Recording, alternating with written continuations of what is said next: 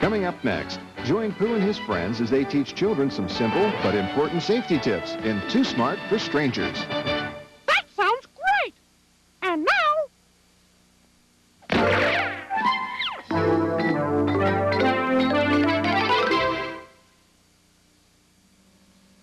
The following presentation is closed caption for the hearing impaired.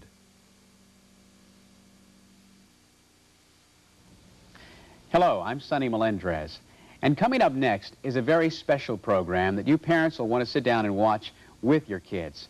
It's called Too Smart for Strangers. In the first part, Winnie the Pooh and his friends will tell you kids how to keep safe from strangers. And then I'll be back with a panel of experts to offer you parents some very special advice on how to keep your children safe. And now, Winnie the Pooh and Too Smart for Strangers. Hello, once again, I'm Sonny Melendrez. And what we'd like to do right now is to give you some very practical advice to you parents on how to keep your kids too smart for strangers. To do that, we have a very distinguished panel of guests, including Shayla Lever. Shayla is the director of the Child Abuse Prevention Department for the Los Angeles Unified School District and developer of its CARE program.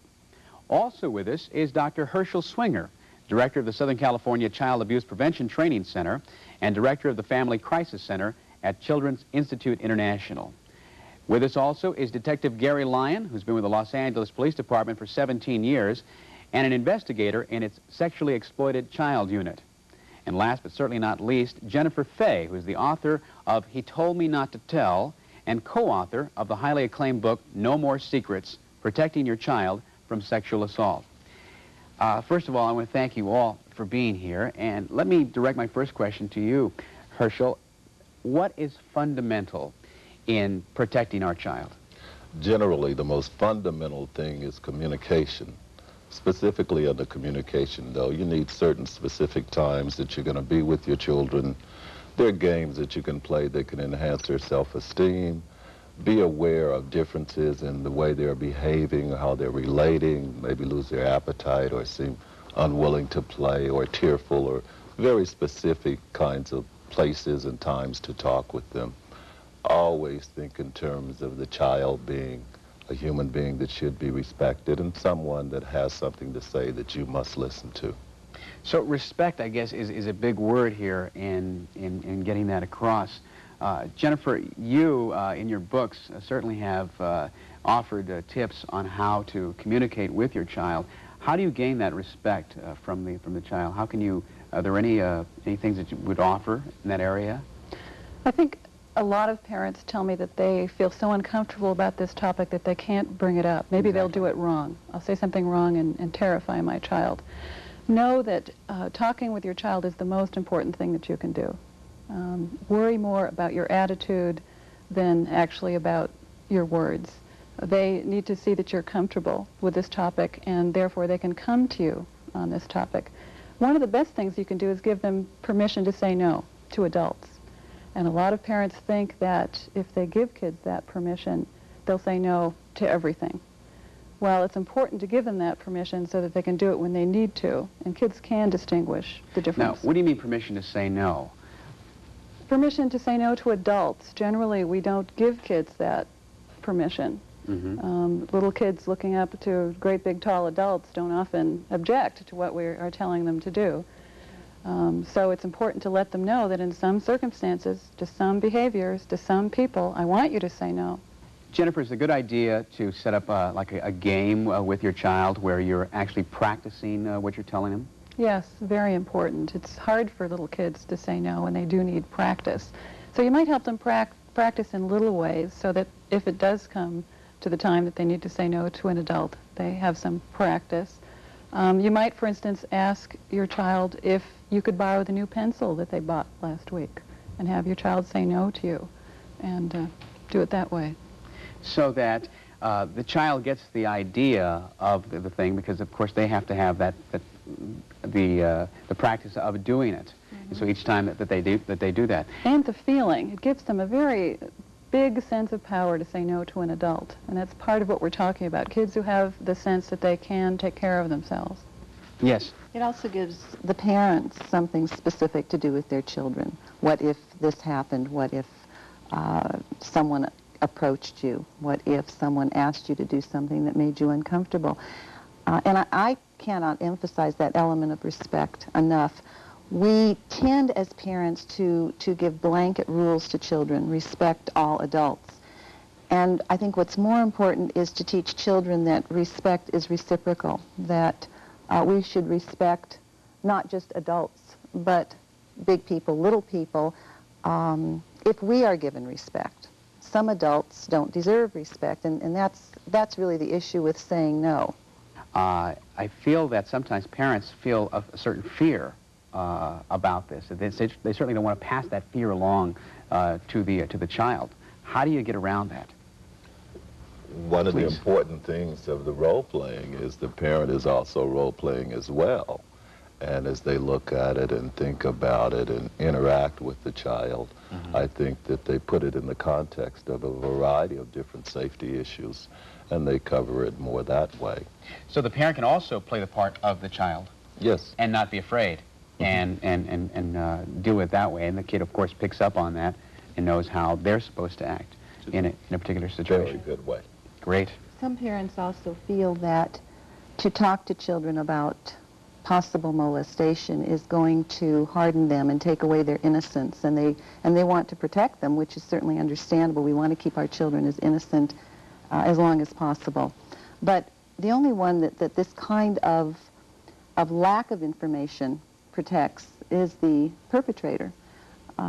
By making children aware and keeping them informed and doing these practice kinds of things, we keep them safer, because ignorance is not a protection. Gary, you're a detective. What can a parent do on their own to protect their child? Well, a parent should have a set of plans when visiting crowded public places such as the beach, amusement parks, shopping centers, what have you. It's important that the child knows if he becomes separated from his parent that he can go to certain designated points to seek help, not to go to a stranger or allow a stranger to come to him to offer his help, such as at the beach. You may have a plan that if you become separated, go to the nearest lifeguard station and stay there until you or a police officer comes to pick you up. At an amusement park, go to a ticket stand or a concession stand, what have you. Let the people know that you're lost, you want to find your parents, and you're to stay there until they come to pick you up. Department store. I know I was lost many times as a kid and reported my parents as being lost. But it's a great thing. We don't think about it. We think about it as adults, I would imagine, as a logical and certainly a sensible thing to do. But unless you've gone over it with your child, they don't look to get lost. Right. The tendency for most children, particularly in a department store, if they become separated, is to go out to the parking lot and see if mom and dad's out there looking for them around the car, or what have you. And that's the worst thing the child can do. If they get separated, stay in the store, seek help from a store employee, a cashier, or a box boy, or what have you. Good idea. As you watch and listen to these experts give you advice on what to do to keep your children safe, what we'd like to do is offer you practical things that you can certainly talk to your child about immediately following this broadcast. Let me ask you this, Jennifer. Is it a good idea to have the kid know their telephone number, their name, their address, things like that? Yes, not only know their telephone number, but know how to use the phone and have some practice in doing that.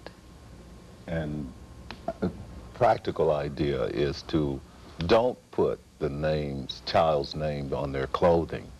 You should know the route that your child is taking. You should have like a map in your head. Walk it with the child if necessary, so that at a given time, now, let me ask you you'll this. know where that child should be. You say don't put their names on their clothing.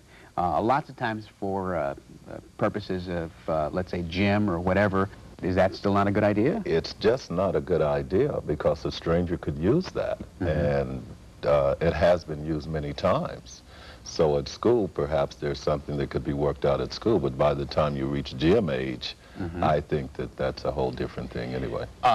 What about knowing your telephone number and being able to use the phone? You should know the telephone and use the phone. You should even know practical things like not to open the door unless it's a particular neighbor that plan has been worked out with, and exactly who you can open the door for and who you cannot open the door for.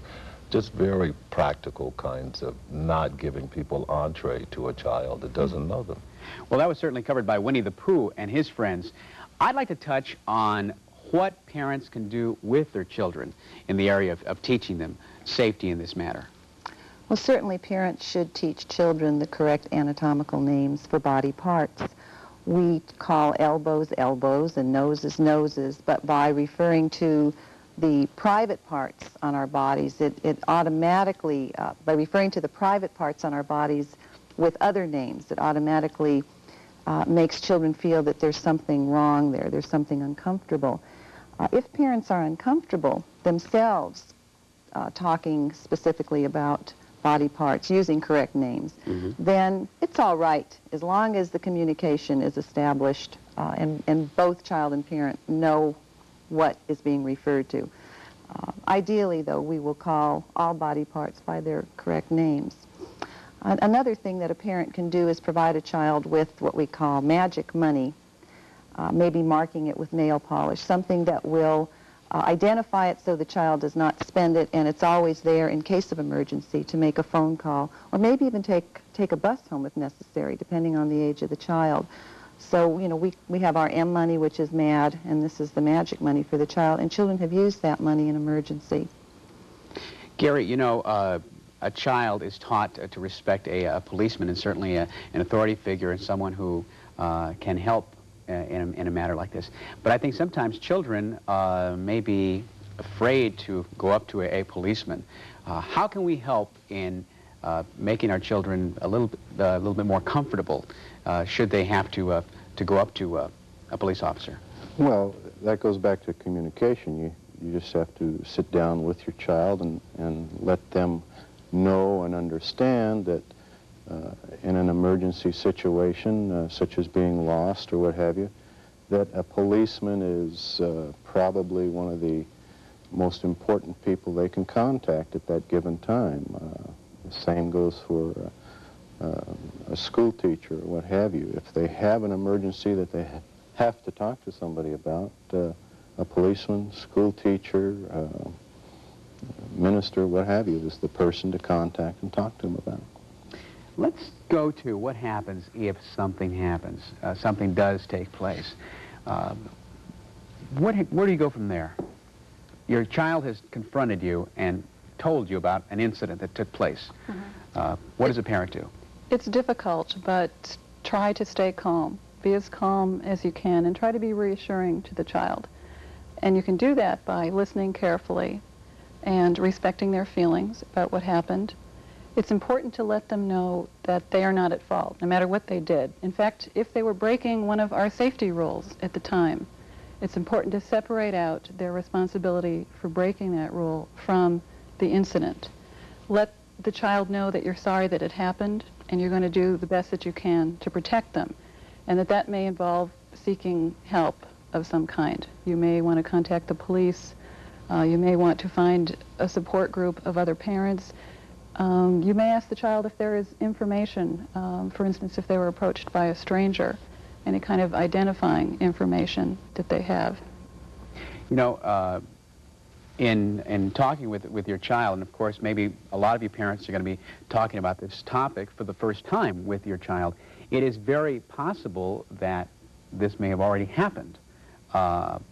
What can you do to possibly elicit this information from the child? Probably talking about it in the first place will elicit it. One important thing to keep in mind is to not be blaming in the way that you talk about sexual abuse. For instance, don't say that it's a really good idea or a terrific idea or the only idea or the only thing to do is to say no. Because then a child who didn't say no will feel, well, I was bad. I did wrong. I didn't say no. So try to point out that it's a good idea to do these things, but maybe even if you don't, that's still okay. Make it important that you have a specific time that you're going to talk with your child no matter what. And a show like this will trigger communication. So it's important that you not be very much aware that a whole chain and series of events can happen from this. So you don't want the child all traumatized and scared and so forth. And I always suggest that people try to stay as close to the routine as possible and not let this end up being a landmark traumatic event that drags out over 6 years in the child's life. It's something that happened. It's something that you can get over. It's something that our feelings haven't changed about you in any particular way, and everything is still fine and no problem, and you're still going to school tomorrow, and so on and so forth. That's exactly what You and Me Kid is all about, spending quality time with your kids. Gary, a child has come to a parent and told them about an incident. Is it a good idea for the parent to go and confront the perpetrator? No, it is not. In investigations of this type, secrecy in the initial stage of the investigation is very important.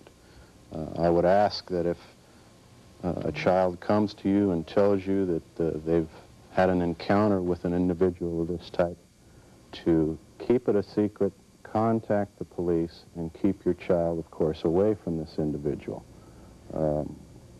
If your child has had an encounter with an individual like this, the odds are that your child was not the first and probably won't be the last. And it's very important that we conduct a thorough investigation and take this individual off the street. I'd also like to add a point about prevention. If the unthinkable should happen and your child is abducted, it's a good idea to have current photographs, videotapes, what have you, of your child. With particularly young children, it's a good idea to have these photographs taken every 2 to 3 months. You know, I want to make mention of something, and that is something that occurred to me about children sometimes don't vocalize their feelings, and you can kind of tell in their behavior changes that something is up. Right. Remember, in fact, that that's most likely to be how children tell us is their behavior changes. They may, for instance, become fearful about going to a particular place or being with a particular person that they weren't fearful about before. That's right. They may suddenly be having nightmares. They may be more clingy. If you have a child with a behavior change, it could be any number of troubles, but consider that sexual abuse or exploitation is one of the problems. Well, I certainly thank you all for being here with us, Jennifer, Herschel, Shayla, and Gary, and I hope that all of you out there, very concerned parents, and as myself, will take the time right now to sit down with your child and talk about what we've just talked about here on the Disney Channel and make them too smart for strangers. I'm Sonny Melendrez. Thanks for being with us.